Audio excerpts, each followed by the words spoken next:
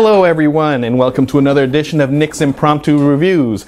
And I'm Nick, and today I'm going to review Alhambra by Queen Games and created by Dirk Henn. Now, Dirk Henn, he's a pretty famous board game designer. He created Shogun, and I believe he created, what else did he create?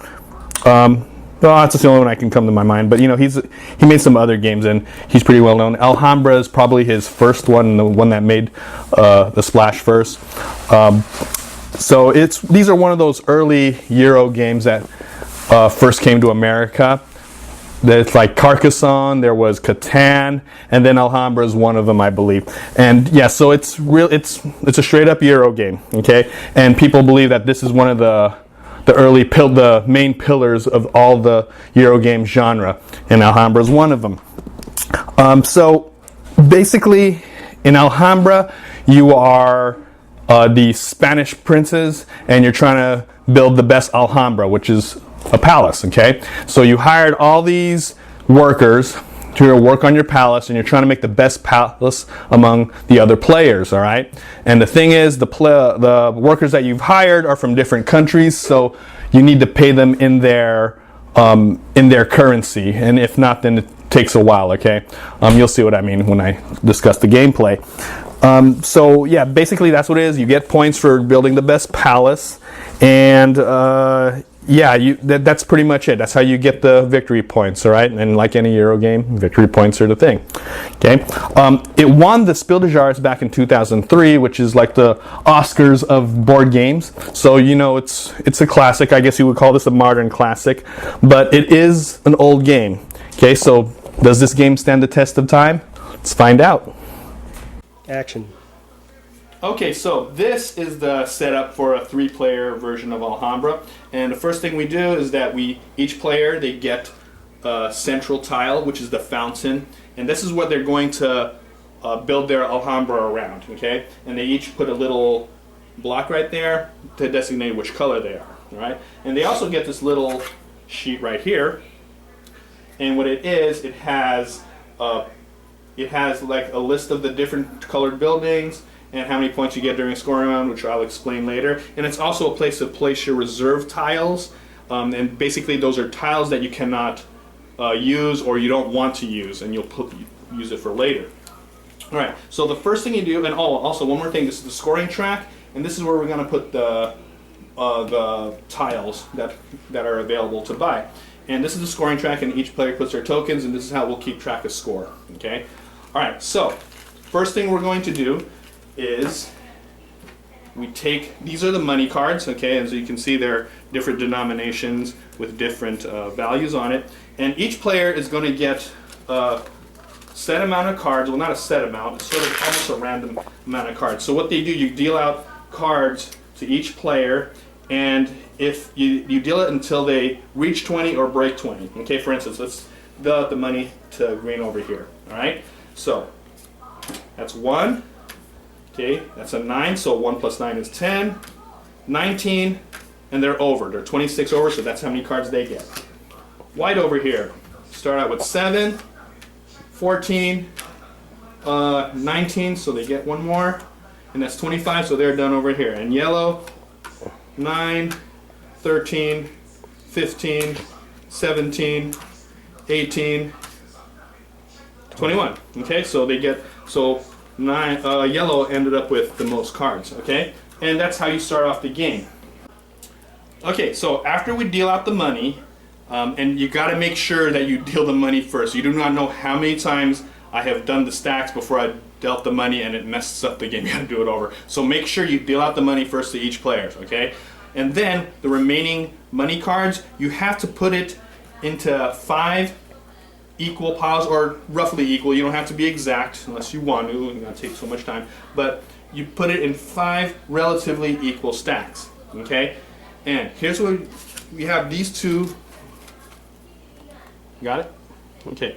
These 2 scoring cards. Okay? This is A is the first scoring round. B is the second scoring round. You take the first scoring round card and you put it in the second pile.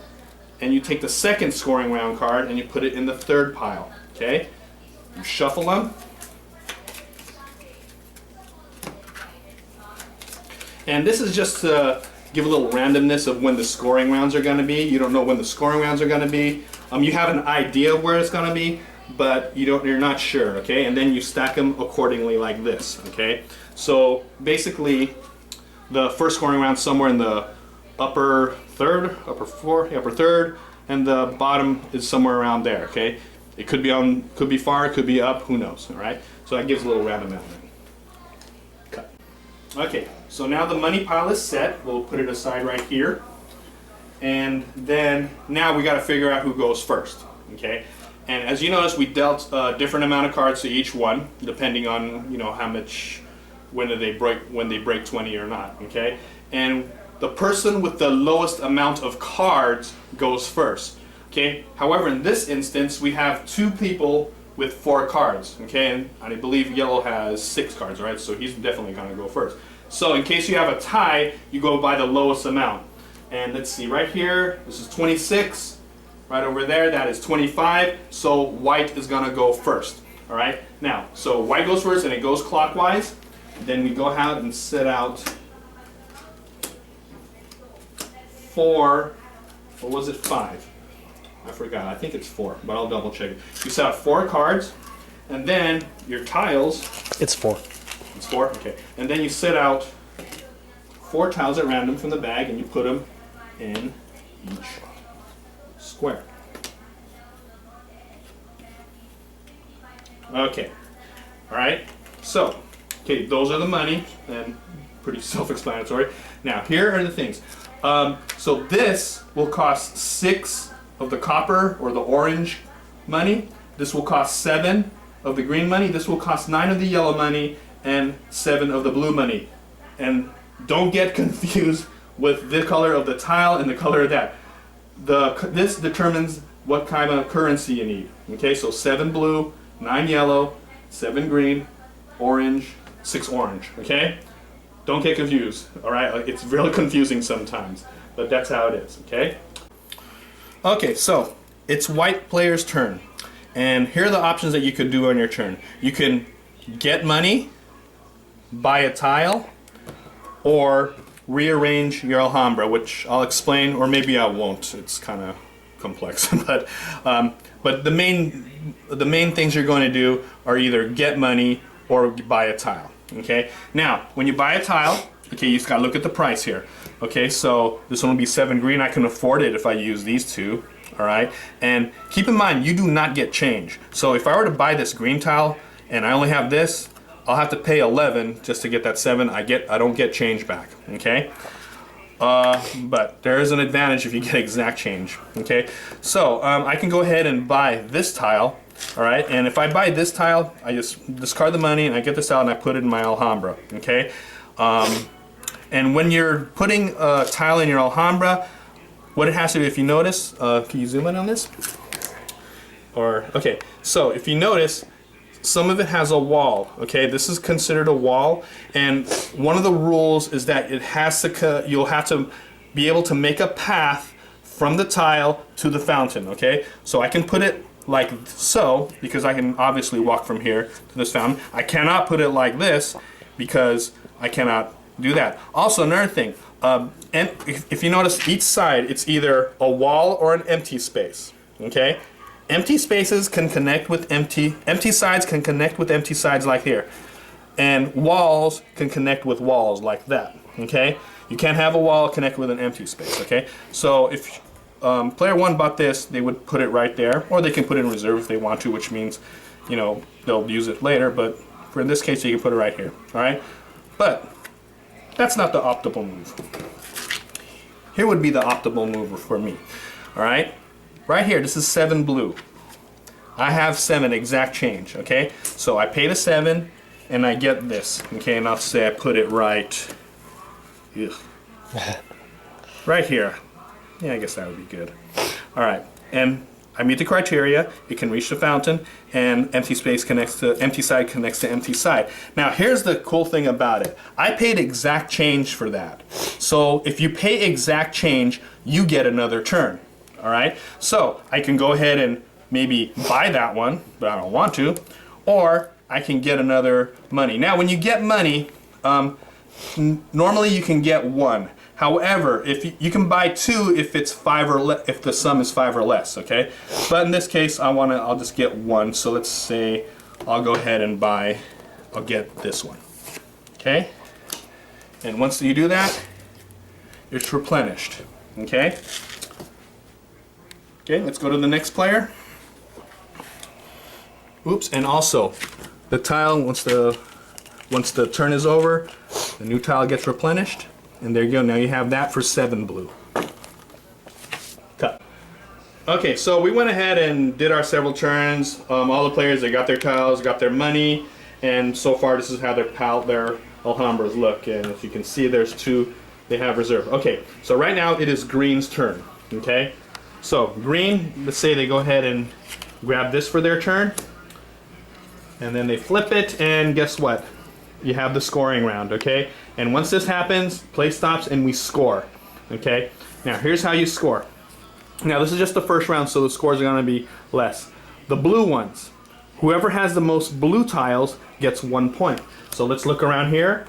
Yellow has 1 blue tile, and I think that's it. Okay, so yellow gets 1 point. Let's go to the reds.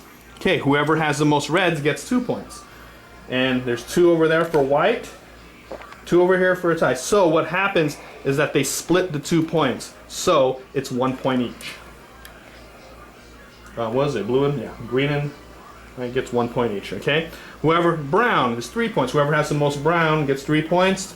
It looks like green has 3, 2, so green gets 3 points. 1, 2, 3. White, and as you can see, it gets more. Whoever has the most white has 4 points. Let's see, 2 over there, 1 over here. So it looks like white gets 4 big points. 1, 2, 3, 4. Greens, let's see who has the most greens. There's 1 right here, 2 right there. So white gets the green also. Wow. 1, 2, 3, 4, 5. And then purples. 2 purples. Wow. White's really, so they get 6 points. 1, 2, 3, 4, 5, 6. Okay, and that's how the scoring round goes. Now, we keep going. There's going to be a second scoring round over here. So let's go ahead and fast forward. Oh, I hope I put it in here. Wouldn't that be something if I didn't put it in here? It should be in here. Oh, here we go. Okay, so gameplay keeps going until another scoring round happens. And as you notice, the second scoring round, there's more points, and there's also a second place. Okay, so as time goes by, you'll get more points toward the end. There's 3 scoring rounds. This is the second scoring round, and then the third scoring round happens when we run out of tiles. Okay, once we run out of tiles, that is the third scoring round. Oh, and I forgot one more thing. Okay, let's go back to that first round of scoring. They also get 1 point for every section of their longest contiguous wall. Okay, when I mean contiguous, like continuing wall, and inside walls like these, they don't count. It has to be outside walls. So let's look over here. Green has, oh well, it looks like green's not doing too well. has 2 points because that's their longest contiguous wall. So they get 2 points. Right here, ooh, yellow's doing all right. 1, 2, 3, 4, 5, 6, 7, 8. 8 points for his contiguous wall. So they're at 9. And there's white again. Ooh, if they connected that, it would have been good. Let's see, 1, 2, 3, 4, 5, 6, or 1, 2, 3, so 6 points for white. Okay. Okay. All right. And okay, so that happens in every scoring round also. All right. So when once we're out of tiles, the third and final scoring round happens, and let's zoom in on here. Okay. So as you notice, the third round, there's a lot of points. Also, there is a third place scoring as well. All right. And once that happens, the scoring's done, and also whatever tile's left over, you can auction for it. Whoever has the most money, they get the tile, and they can do whatever they want with it. They can place it. And also, you got to note that if they're in reserve during a scoring round, they do not count. Okay? So you got to make sure you have them. Sometimes you get it just to hate someone, so they don't get it. But there's a lot of strategy in this game. And that's it. Okay? So you go through 3 scoring rounds. Whoever has the most points wins. Alright, so as you can see, it's a real simple game. There's really not much to it. You just gotta, on your turn, you just either get money or buy a tile, and then place your tile, and also rearrange your Alhambra. But even though it's real simple, I mean, there's to think about. You have to think about where to place the tile. You got to anticipate which tile you're gonna get. You got to look at your money. You got to wonder, should I try to get exact change on this turn or not? Okay, so even though it's simple, there is a lot of depth to this game.